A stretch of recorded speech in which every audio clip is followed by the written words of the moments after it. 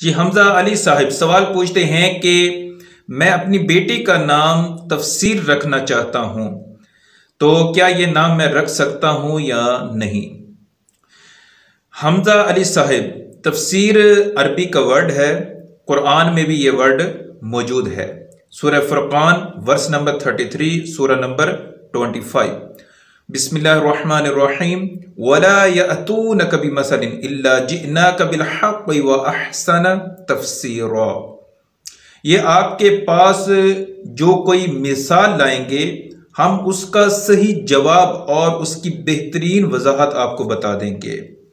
تو تفسیر کا مطلب معنی ہے وضاحت کے ساتھ کھول کے بیان کرنا، سمجھانا، تشریح کرنا، حقیقت کو بیان کرنا، تفصیل سے بیان کرنا، کسی چیز کو ایکسپلین کرنا وغیرہ وغیرہ۔ تو اس کے معنی تو اچھے ہیں، نام رکھنا جائز ہے، لیکن ہمارا یہ مشورہ ہے آپ کو کہ آپ بچوں کے نام وہ رکھیں جو صحابہ کے نام ہیں، صحابیات کے نام ہیں، تابعین کے، تابعات کے نام ہیں، ازواج مطہرات کے نام ہیں، اہل بیت علیہم رضوان کے نام ہیں۔ تو یعنی نسبت والے نام جو ہیں وہ آپ بچوں کے رکھیں۔